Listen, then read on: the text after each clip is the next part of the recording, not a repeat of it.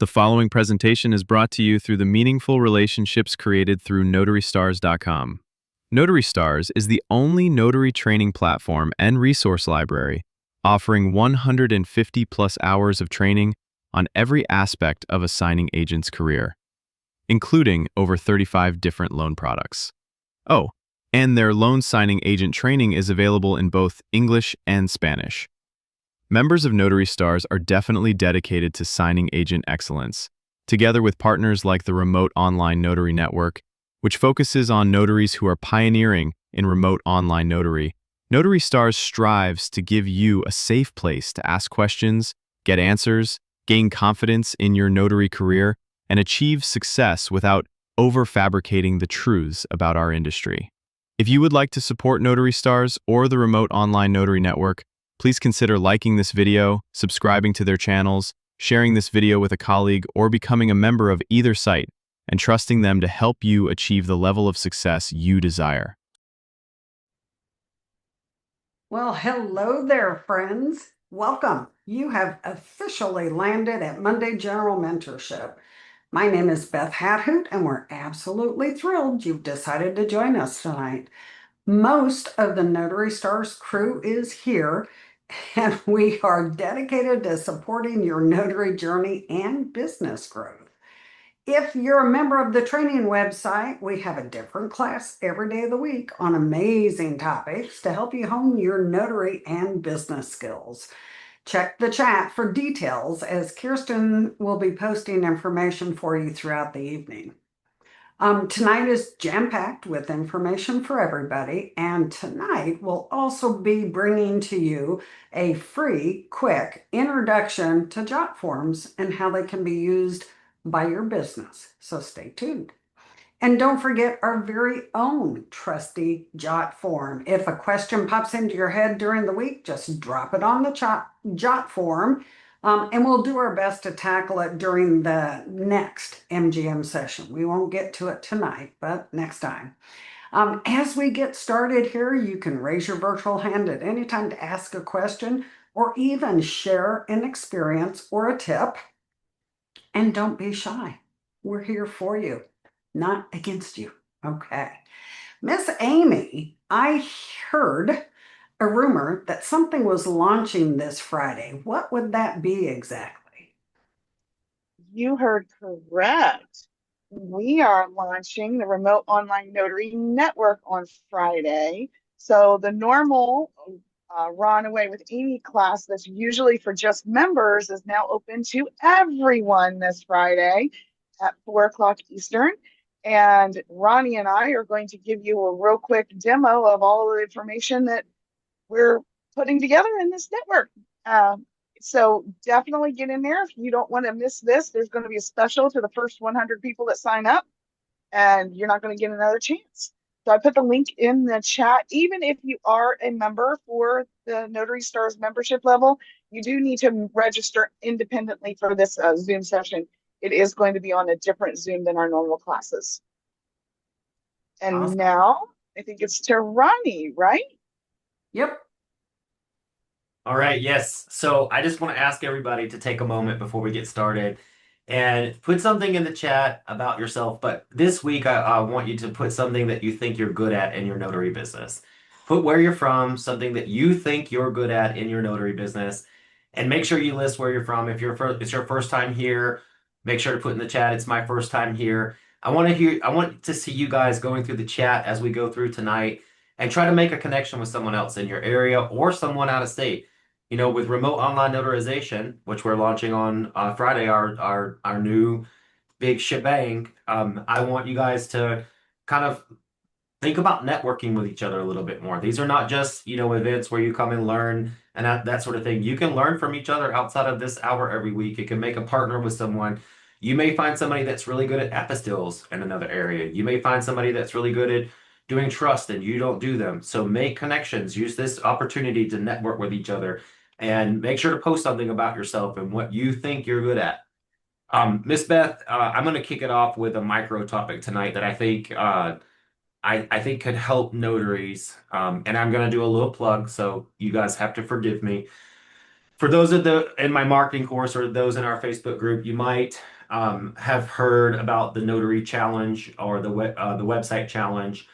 Earlier this year, we released a Wix template where you can grow your notary business. Okay, all you have to do is be a part of the Notary Stars platform or soon the Remote Online Notary Network.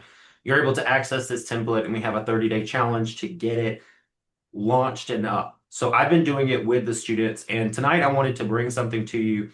You know, guys, I have to say this. I gotta brag a little bit, okay? There's a lot of people out on YouTube teaching, notaries how to become notaries, but really look where you're getting your information and try to kind of put things in perspective. I own a signing service that is actually out there making money. It's really hard to do the training and run a signing service, but I make it happen somehow. What I'm about to show you is actually something that you can use in your business, okay, if you open your mind to it.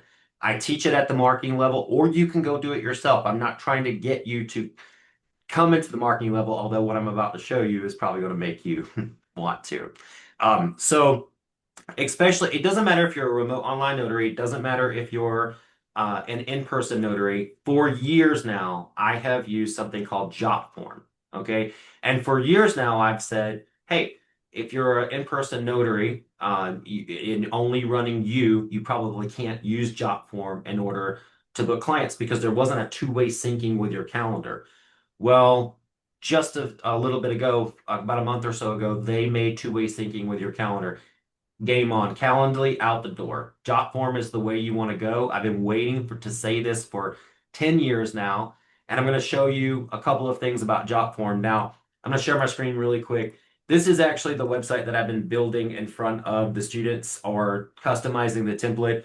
You can get one and customize it exactly the way that you want to. This website is massive, and I'm going to show you how Jotform works into it, but just a humble little brag. Uh, we are only on day 23 today, and you can see that I have 30,000.2 web pages indexed all across America. And this is just America. We haven't even started. And you can see that I launched this template sometime around June 10th. So in less than 30 days, I and my students have websites ranking all over, and these are remote online notary pages uh, so that people can find us on the internet. Now, I'm using Jotform for my business, and I have been for a long time.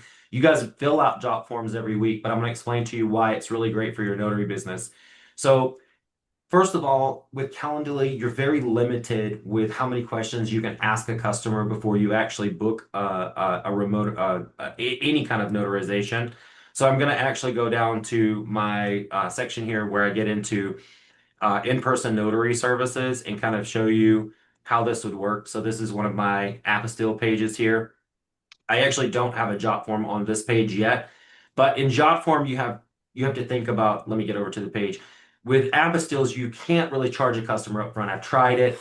With Jotform, we use it to be able to ask the questions we need before we even get on the phone with them. I'm going to go over to one of my jail pages so you can kind of see how this works, and then we'll take a look at hospital. So for jail signings, when I'm looking to schedule a jail signing for any of these locations, there are things that I have to ask a customer before I get into a jail signing. So let's actually head over to, oh, that's the jail. Let me get to the page. Let's see, service jails. When I'm working on scheduling for a jail, now we're still building this and I got to put my booking things in there. So I'm going to go to unlimited ink so you can see how this works. So there are different questions that I have to ask a signer when I'm going to a jail that I need to ask. Okay, I can't just uh, go into a jail. I need to know, does it have witnesses? Does it not have witnesses? I have to charge for that. If I'm going to a hospital, there's also things that I have to ask a signer when I go into a hospital. And you're welcome to browse the Unlimited Ink site to see the questions that I'm asking on my Jotform. What floor are they located on? How many notarizations? Do they have witnesses? Can I see the form before I'm coming? These are all things that you're able to ask your clients. And it's going to vary between if you're going to a hospital. It's going to vary if you're going to a jail. It's going to vary if you're going to do for apostilles. So with Jotform, you're able to create multiple forms and use them specifically for what you're going for. Now, there are certain things like general notary work. I need to collect money before I go. Okay. I not only need to know that information, but I need money before I even start getting in the car or before I even get excited about your appointment. And the reason for that is because I spent many years uh, getting in the car and then getting a call back saying, oh, why cancel? Or I found someone cheaper, or I found someone closer. Once they pull that trigger on paying you, usually they don't back out of the appointment, right? That's a commitment. And so I'm able to use Jotform, especially with you guys out in the field. You're able to install these on different pages and then create several links for yourself. They're very easy to build when it comes. It's very drag and drop. You'll have a menu off to the side where you can drag, drop, and put different information in. I build them in front of my students quite often. But like for apostilles, you can't really charge a client, so you can create what you call a quote. If you're doing document translations, you can ask all the right questions like, are you going to have this apostilled later? So if you're selling translations on your website, you can add in all the questions you need. You can even hide questions. So if they say no, it stays hidden. But if they say yes, they get a pop-up. It's very, very easy to do. I go over this in the marketing course, but I've been using this for years at Unlimited Ink. Up until now, I would have never told you about Jotform. I would have never introduced you to it. It wouldn't have been viable for you. I have taught some students in my class up until recently to use it. However, right now, I think it's absolutely the most important thing in order to share. And then for remote online notaries, I want to tell you something that's really saving us time at Unlimited Ink with our remote online notary. Let me get over to that page and share you. We talk about the questions that you can ask a signer in that form. So let's go over here. This form is actually synced. It's not synced to my calendar, but it's synced to our calendar. One of the things that I'm able to do is ask them to upload their document so I can see how many they have. And another question that we ask for, and this is totally optional, but it's saving us so much time, is let me pre-validate your ID. How many of you have been in a remote online notary session and you get there and the ID's like so old you can't read it, or it's the wrong kind of ID that they're trying to upload, or they do it in reverse, or that sort of thing. You can get a pre-validation. Now, this is not going to replace them actually uploading that to your RON platform, but what it's going to do is send you a copy of that ID in your Jotform background so that you can pre-validate that. And let's talk about networking on that one little tidbit, and we'll go back to the regular scheduled program here. When you're able to pre-validate an ID, you can see like, okay, they uploaded a foreign driver's license. Okay, well, we can't use those, but we can use foreign passports. But if you're in a state that doesn't allow foreign passports, you can now pivot to another remote online notary who can take a foreign passport. So this allows you guys to not lose a client, keep it in-house with your network of notaries, whether you're using the Remote Online Notary Network, Notary Stars, or whatever network you're using. You can keep those clients and not pass them along. Every client that we keep, guys, to ourselves is going to make a big difference in the next bit of our future as remote online notary takes hold. Turning them over and letting Notarize and Blue Notary and all of these clients that are creating accounts for your customers is not what we want to do. So using this as a tool to not allow them to slip away is going to be very important for you. And if you go out and you sign up for Jotform, which I get no money, no affiliate link, nothing for telling you my business practices, and you have problems with it, I'm always available at the Notary Stars Plus marketing course. Miss Beth, back to you. This has been Ronnie Mickle reporting live. Well, first of all, I want to say, Mr. Mickle, your glasses, your new glasses, those are spectacular. They look good, buddy. Thank you. I've officially crossed into needing glasses. I thought I was going to be the only family member that got away without them.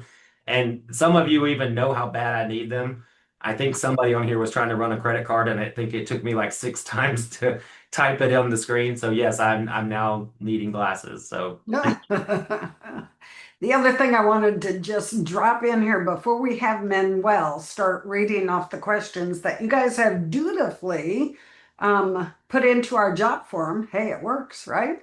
But before we do that, I just want to tell you that this is a perfect opportunity for each and every one of you to network with your fellow notaries. Have 131 people in on this session right now.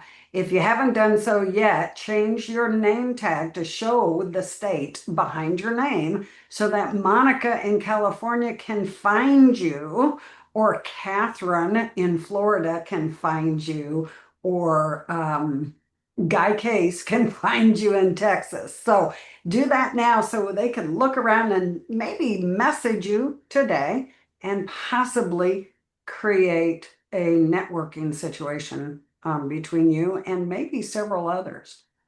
Mr. Manuel, are you ready to kick us off and start reading those questions off our Jotform submissions? I am ready. I can't wait. Okay. All right, the first question came from Savannah C. This question is for Kirsten.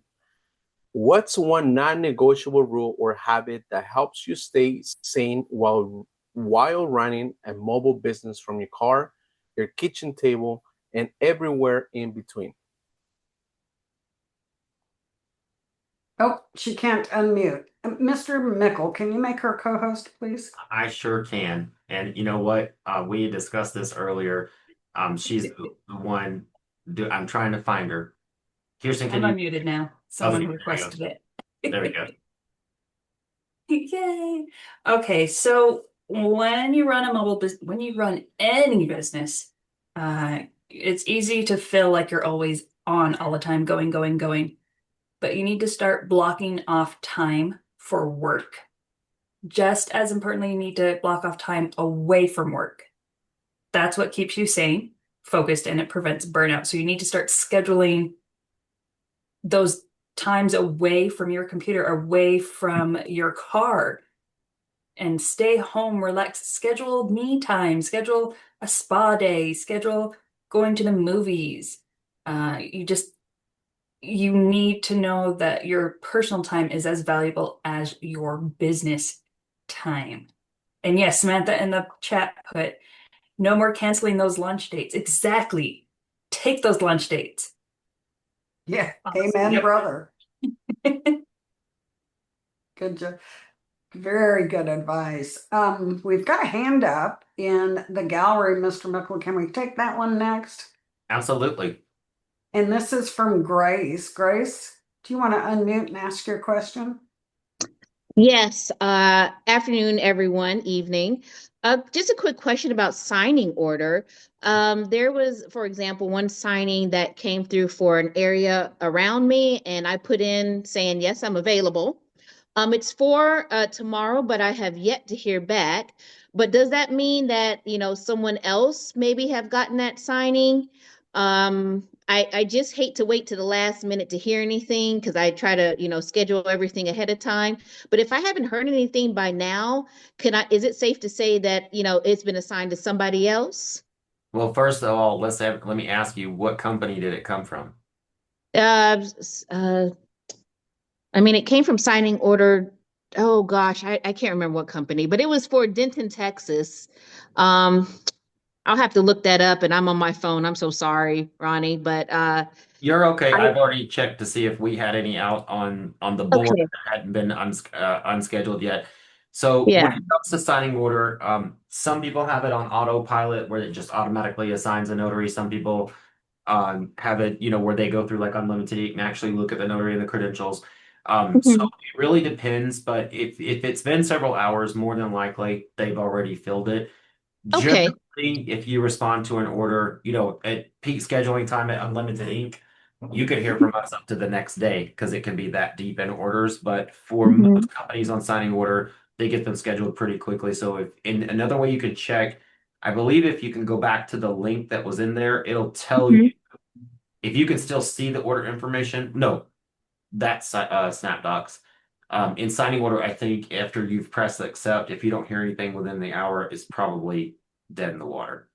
Okay. All right. Just wanted to make sure. Thank you so much. Absolutely, and I love those colors. I Yeah. do too. I So, want you to come up. I want you to come over and make retail do that. so I went to Vegas. This was my Vegas hair. So I got my hair done for the Vegas NNA conference, and this is what I went with. Yeah, I love it. Thank you. Very cool. Wonderful. All righty. Miss Shauna in the gallery, do you want to unmute and ask your question?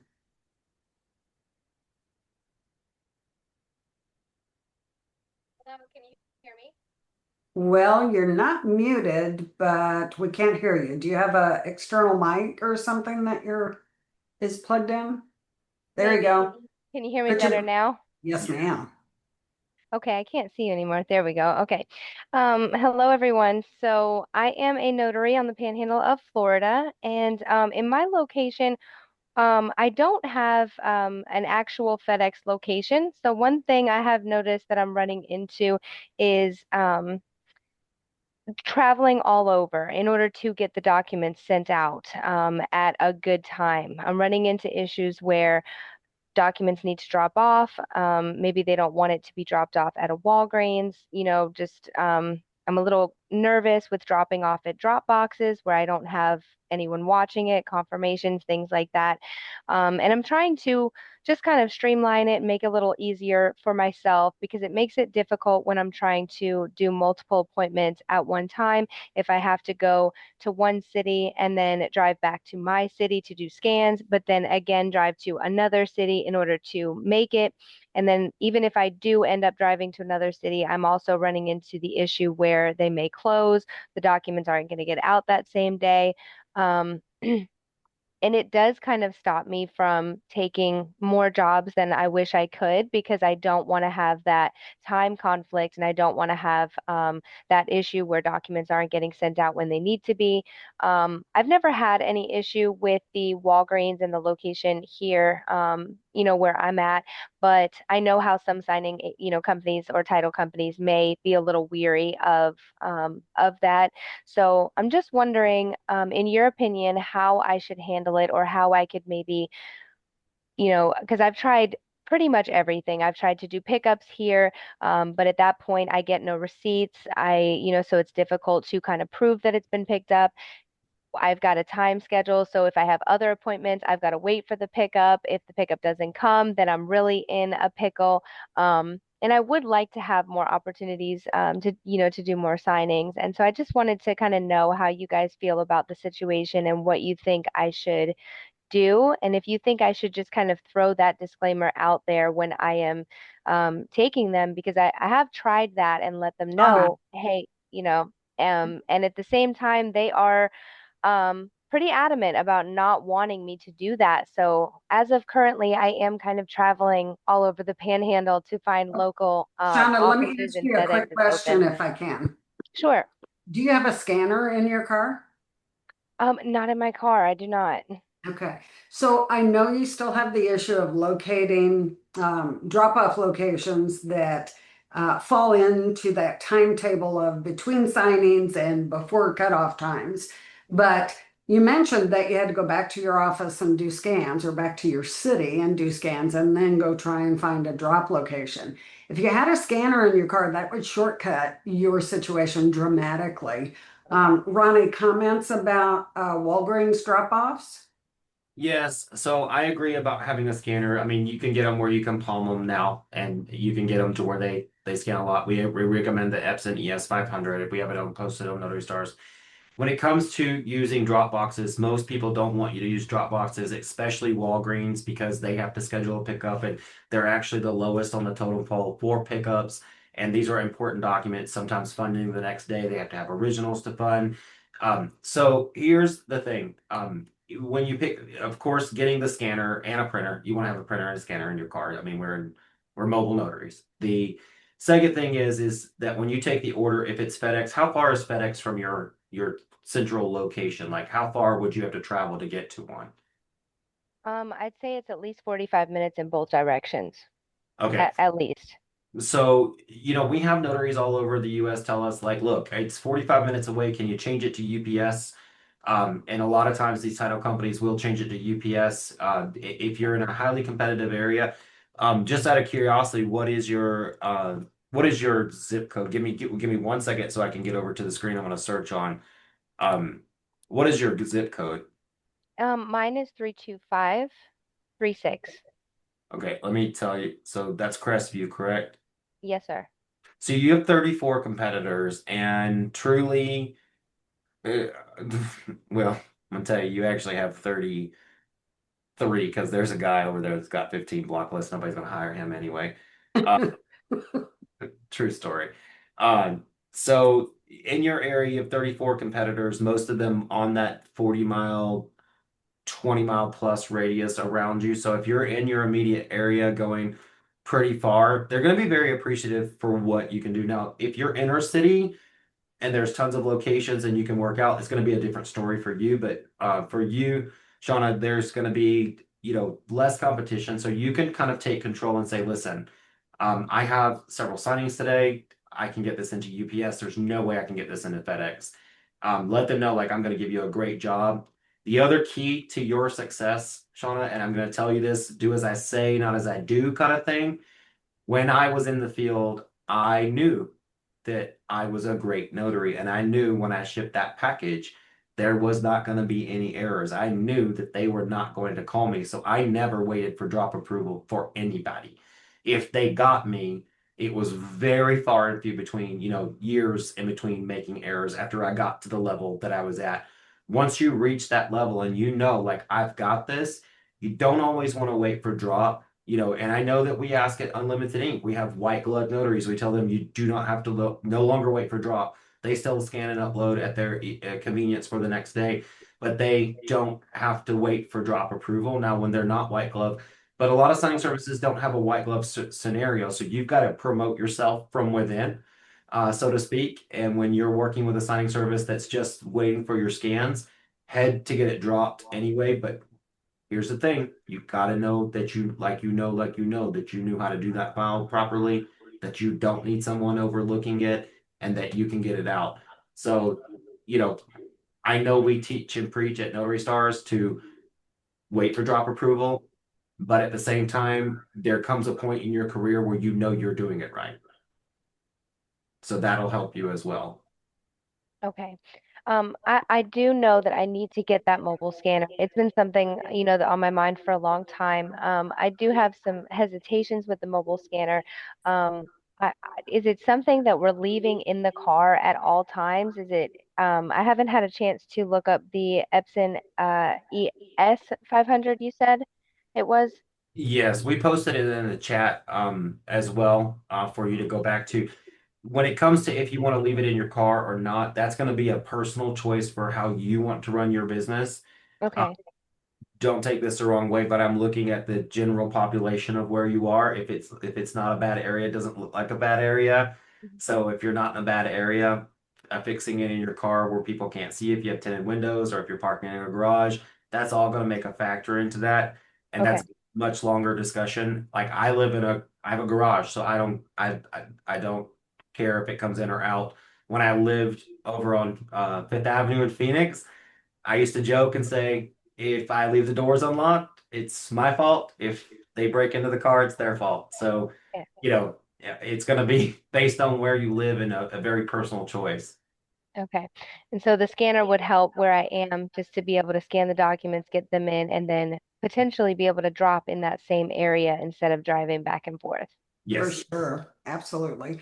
And like Ronnie used to do, he used to carry his scanner and or his printer right into the appointment, set it up on the table, use their power and their Wi-Fi to scan right from the table. And when he was done, he's done.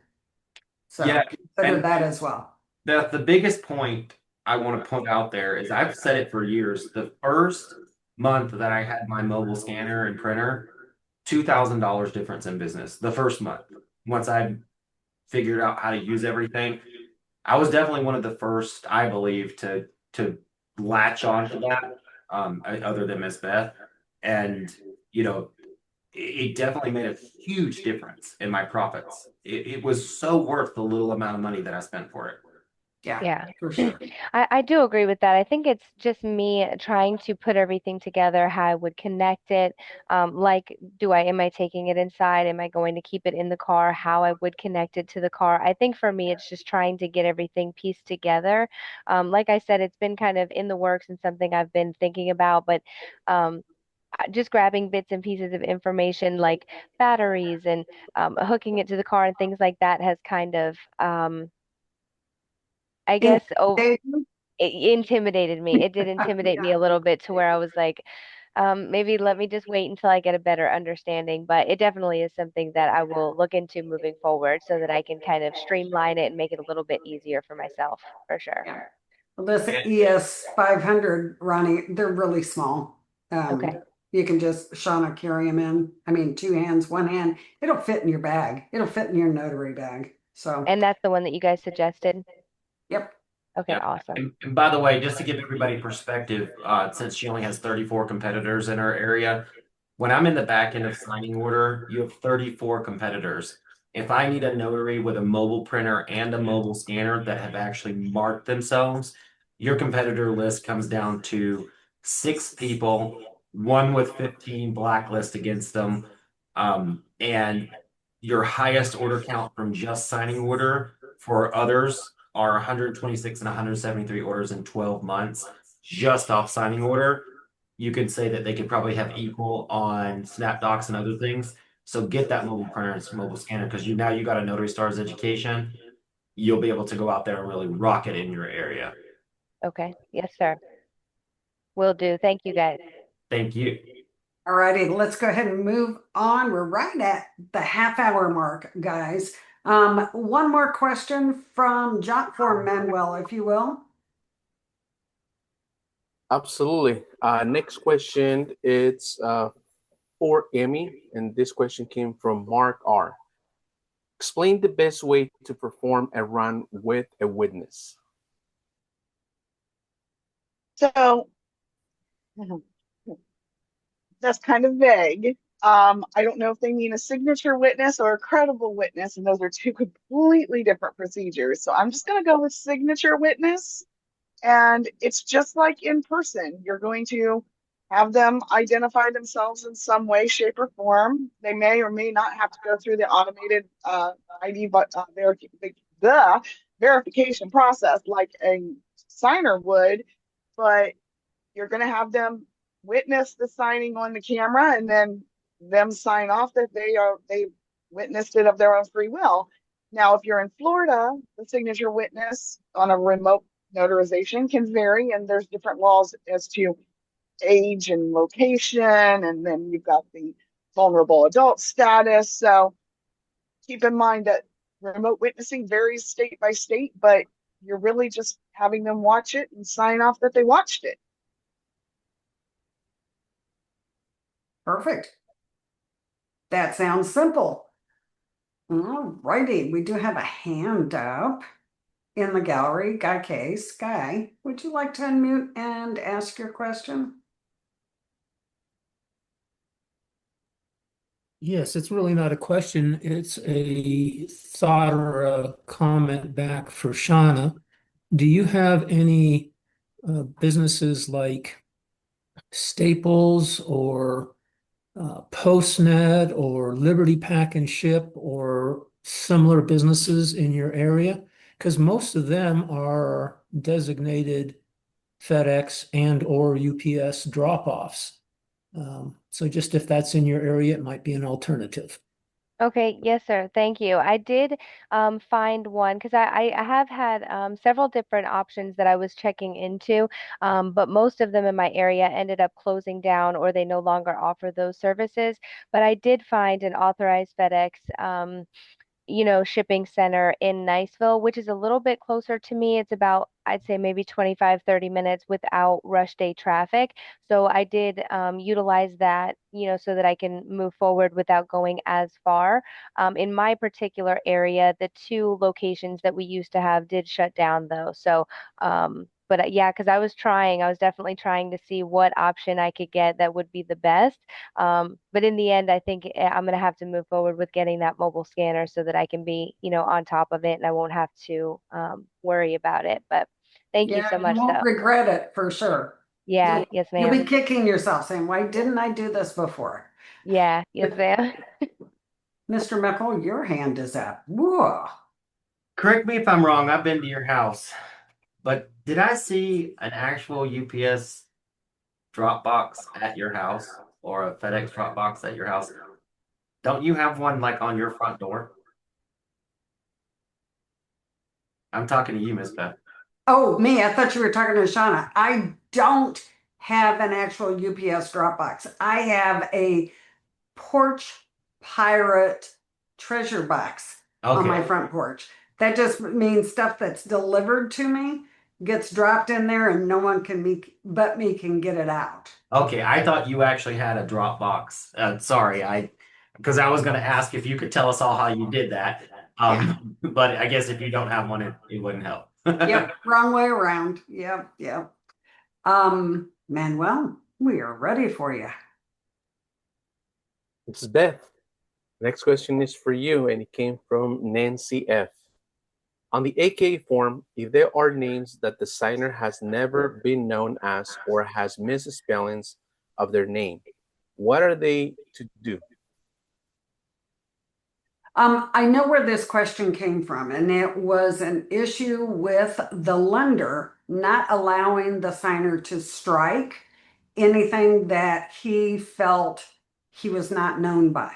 So here's the problem I have with that right off the bat. This is normally has a jurat on it. It's an AKA affidavit or statement where they are swearing the information is true. If they express to me that I've never been known by Mr. Hathoot, right? Oftentimes in community property states, and I'm bringing this up, husbands and wives' maiden names and husbands' names end up commingling on credit reports very often. So if I've got a guy sitting in front of me and he says, that's my wife's maiden name, that's not me, and the lender is not allowing him to strike through it and put never known by, then I cannot, in all good conscience, administer an oath and let him swear to an oath from pressure from the lender, say, no, you can't do it, just sign it and take your oath. I can't administer that oath because I already know it's a false oath. Does that make sense? So there's no way, if he says to me, that's not me, and the instructions say, don't strike anything, just sign it, we got a problem. I can't do that personally as a notary and have him swear a false oath. So that document has to be able to be corrected. And there's a few lenders out there that don't want anything corrected on it because they get that name from the credit report. But honestly, that doesn't mean the credit report's not wrong. I've had mine wrong and it followed me for 12 years before I could fix it. So if I was ever in that position where I had to say, I've never been known by that name and the lender wasn't allowing me to make those corrections, I wouldn't be able to sign that document. And Miss Beth, I also just want to remind people, you did a wonderful little article for us. I think it was earlier this year, back in February, actually. And I just want to remind people, since we have that up, just a little reminder that a lot of title companies will tell you when you have a name discrepancy on an ID, use the AKA or a signature name affidavit to fix it, and that's not a valid form of ID. So I'm posting that article that you wrote on name discrepancies in the chat so that everybody can take a look back at that. I just thought it'd be a good time to remind people about that article, considering that I begged you to write it for us. Yeah, that was trying to identify someone who didn't have proper ID, and they will always come back and tell you you can use the name affidavit, signature name affidavit, and use that to ID them. But I guarantee you, there's not one state in the union that says a signature name affidavit is a valid form of ID. It's not a government issued ID. It's not a passport. No. All righty, moving on. We have a hand up in the gallery. Oh, we have a guest. We have a guest in the house, Mr. Mickle. We do. I do want to go ahead and go through Miss Samantha's information today because I know that she's got something special planned for us, and I think it'll be. I want to give her enough time. So let's go ahead and get Miss Samantha pinned up. And Sharon, if you could just hang on for just a little bit, I promise you're going to learn something here, and then we'll come right back to you. So let me get you pinned up, Miss Samantha, and also make you co-host. I'm doing my best here. There we go. You are now co-pilot, co-host. You've got full control. Let me unmute. There we go. Hi, guys. Well, thank you for having me. I am Samantha, the tax lady. I have some information today. I promise it's going to be short. I usually bring tax tips, and mine is a tax tip today, and you'll see how it ties in. But I wanted to talk about vesting.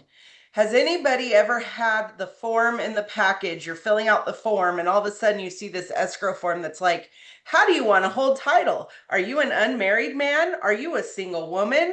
Do you want to do tenants in common? And you're like, I don't even know what these things mean. I don't know the implications. How the heck am I supposed to guide this signer?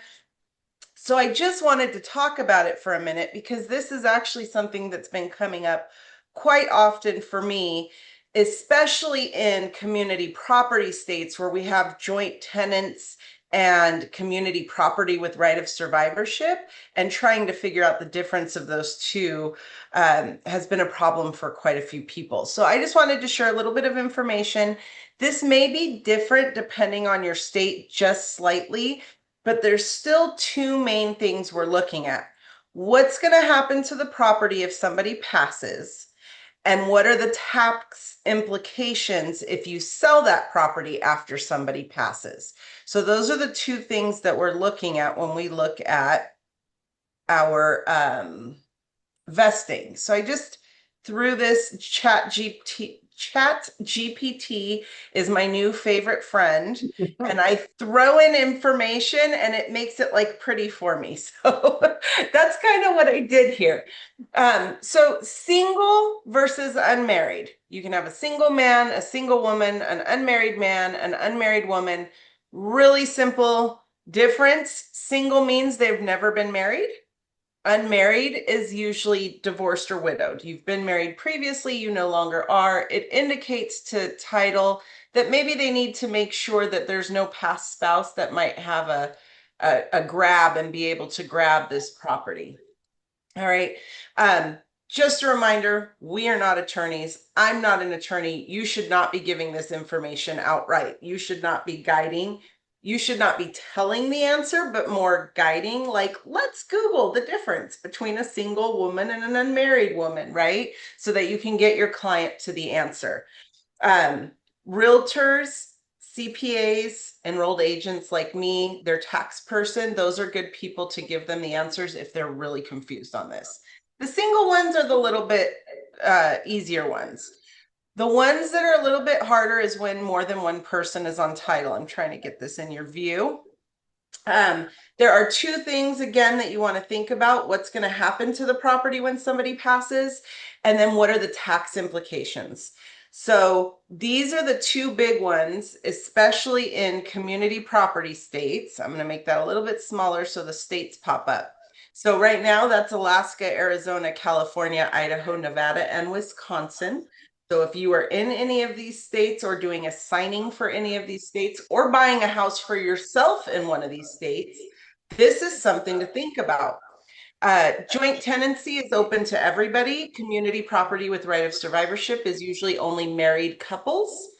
And what it does, your half, when you pass, there's a right of survivorship. So if me and my husband own a property, my half automatically reverts to him when I pass, right? So that's the inheritance part, the probate part. But what happens if you sell the house right after that happens? Well, for joint tenancy, if I pass, my basis in the house goes up. So let's say we bought the house for $200,000. That means we have a basis of $100,000 each. When I pass, My basis will go up to 250, which is half of the fair market value, but his half will stay the same at 100. That means his starting point when he sells is only 350 instead of 500 because only my half went up when I passed away. If you hold property and community property with right of survivorship, the entire property steps up in basis. So now your starting point is 500 instead of 350. If you're selling, let's say that's an investment property and I'm going to get no exclusion for this being the house I live in, I'm going to be, or he's going to be paying taxes on $150,000 more if he sells the house after I pass. That could be $30,000 easily. So this community property, if you are in one of these community property states, and there's the option between joint tenancy and community property with right of survivorship, you may want to recommend that they ask their tax person which one is better. Because in the long run, if somebody passes and they're a married couple, that will save them tens of thousands of dollars when they go to sell way down the road in their life.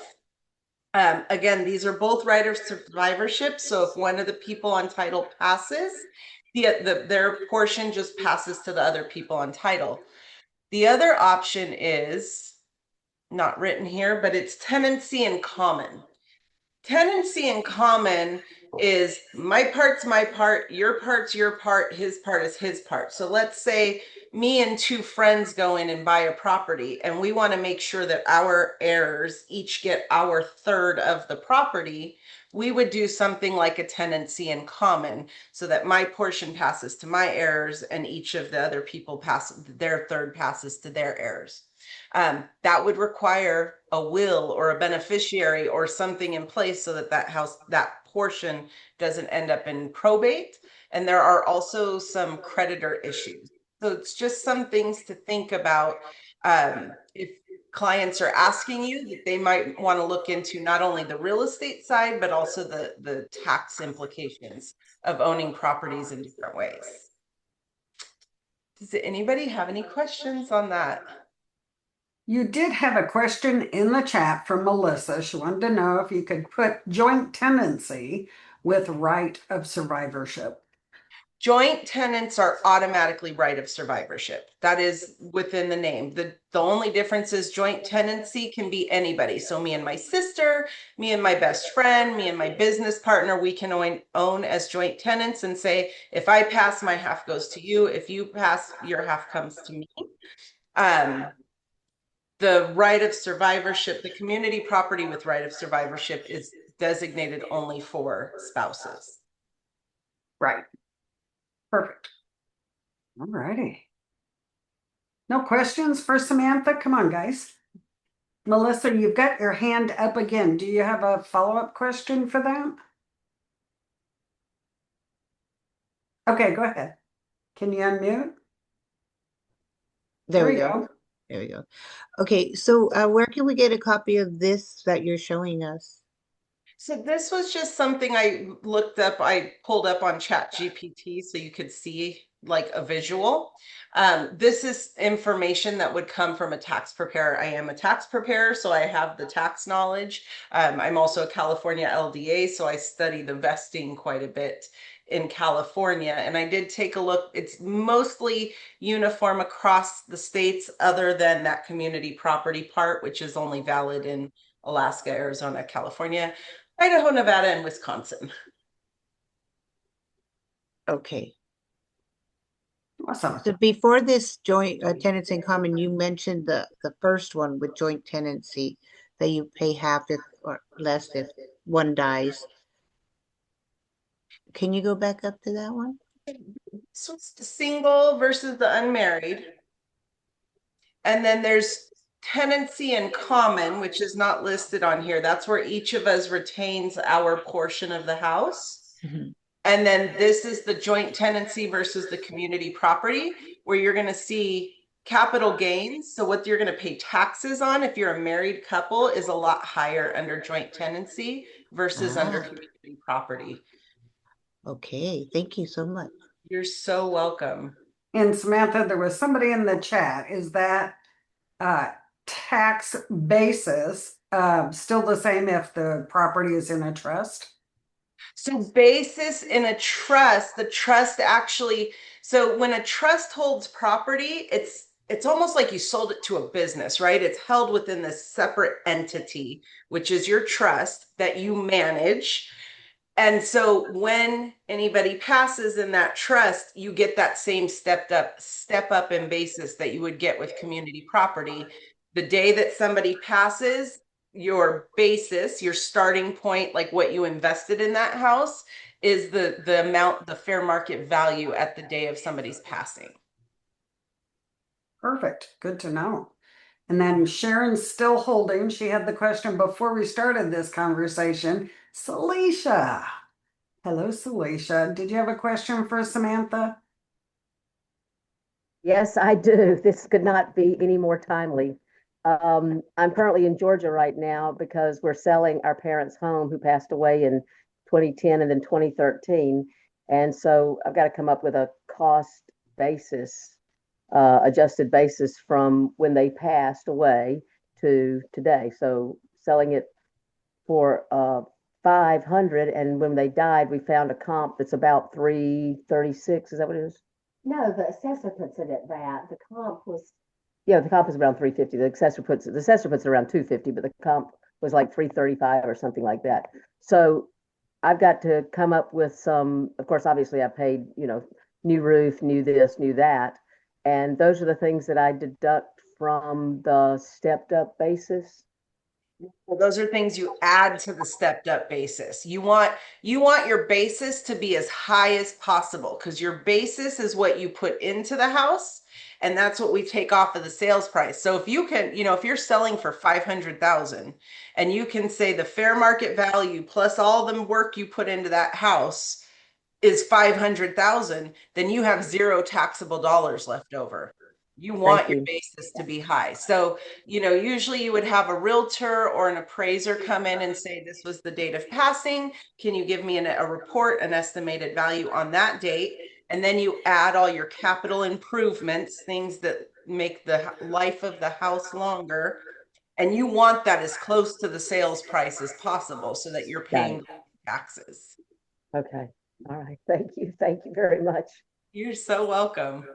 That was important, Celicia. Yeah, good. What luck. Struck a luck for you. Mr. Meckel, you've got your hand up as well. Yes, I just want to first of all say thank you, Miss Samantha, for going over this. Now, at Unlimited Ink, one of the most common files that we see this on is new construction homes. When they are putting things together, you'll see a deed of trust, and you'll have a special warranty deed, and then you'll get two acceptances in that package where they're going to choose the vesting of how they want to go on that deed.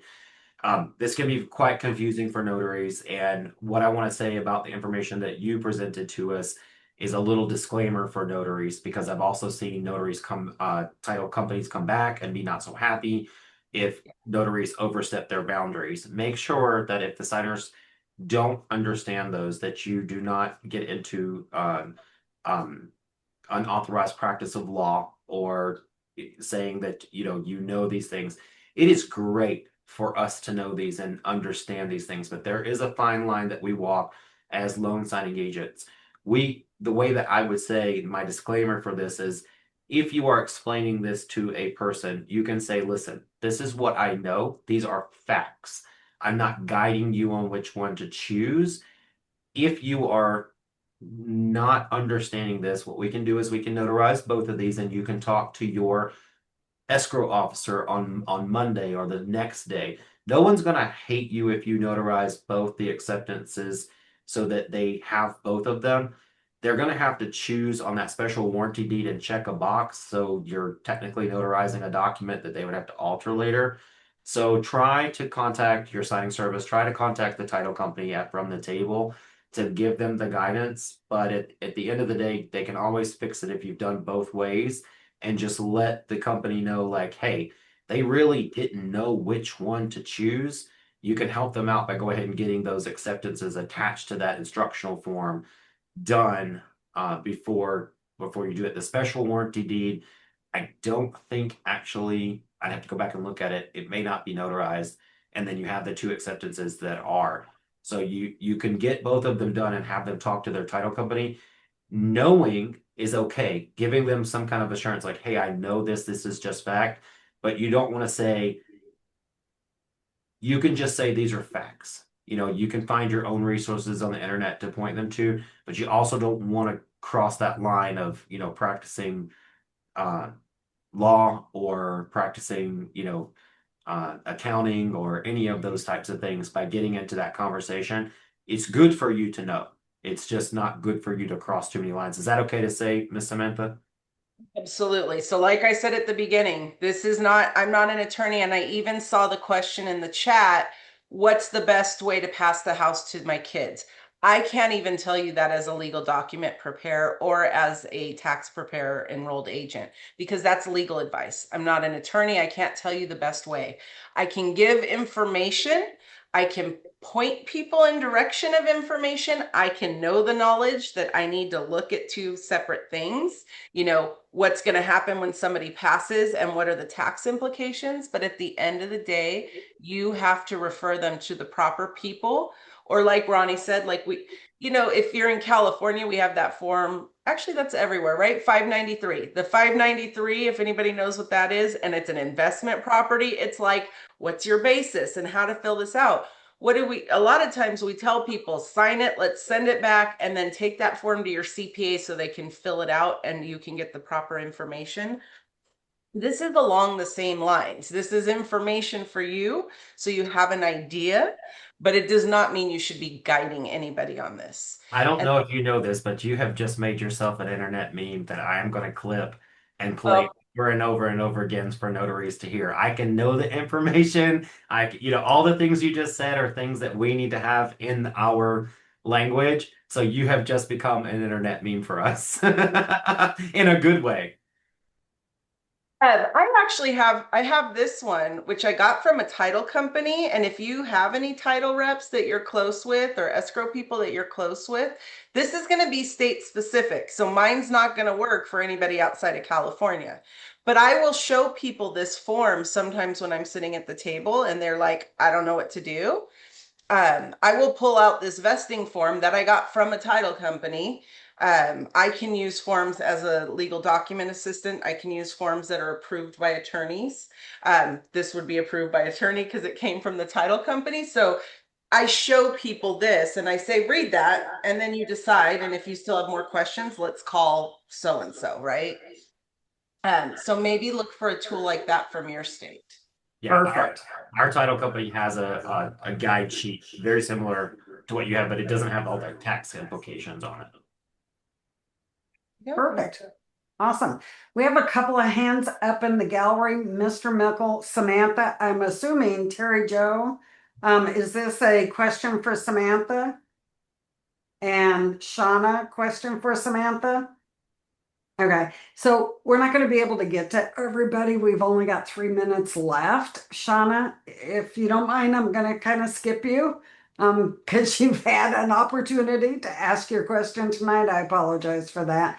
I'm going to go on to Terry Joe and ask Terry to ask her question. We'll get that out of the way. And then Sharon from Michigan has been so patient. I don't want to sign off without having her voice be heard this evening. Go ahead, Terry. Terry Joe. Hi, Samantha. So my question is, my son's father's in California. We're here in Florida, and he owns his house free and clear. They're talking about putting my son on his joint tenancy, so when he passes, my son automatically gets it. I wasn't sure if you said it could only be husband and wife could be joint tenants, or can it be a father and a son? The joint tenants is for everybody. Community property with right of survivorship is only spouses. What I tell people, again, when they call me for, I do, deeds is the only thing I do. I am a legal document assistant as well as everything else I do, but for legal document assistant, I don't do court paperwork. I only do deeds. And what I tell people is you need to think about control of your property and tax implications, because And I'm giving you a generality because the big thing with taxes is it depends. It's going to depend on your own situation. But you could lose the step up in basis by adding a son. So that's something you want to talk to an attorney about or think about, or your tax preparer. The other thing is control. Once you put somebody on title with you, they now have control of that property. You can't refinance it. You can't sell it. You can't do anything unless that other person is willing to sign. So there are control issues and there are tax implications that you may lose the step up in basis. Okay, thank you. Yeah, good advice. I just had a friend who experienced something pretty similar, and she put her son on her bank accounts, and that son ended up having to file bankruptcy. It took her accounts down with him. So we always have to think about adding somebody to property or assets and what that long-term or unexpected effect might be. Samantha, thank you so much for being here. We really appreciate you. And listen, guys, Samantha is here actually every third Monday. If we don't have a special event, Samantha joins us for tax tips every third Monday. So put that on your calendar. If you want to talk to Samantha again, she'll be right back here. Plus, there's contact info for her in the chat as well. All righty. Let's go ahead and get Sharon from Michigan taken care of. And if you can unmute and ask your question. There you go. Hey, hello everyone.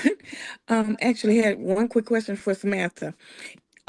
If we just started the business, can we still file taxes next year with whatever we've accumulated as far as the monies we've received as well as what we've invested to get our Absolutely. business? So it depends. Taxes is it depends. So if you have not made your first dollar, it may be that you're not technically started yet. But once you have made a dollar, you are required to include that in your taxes. So I hear a lot of people call me and they're like, "Oh, I only made $1,000." But the law says if you make more than $400 as a self-employed person, you're required to do taxes. And that's just if that's your only income. If you have any other income and you are required to do taxes, you must include all income. Okay, great. Okay. It's 400. I thought it was 600. Okay. Thank you.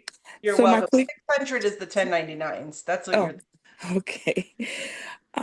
Okay, so my other question was that someone called me. They wanted me to actually notarize what is it, passport, a green card, and a driver's license.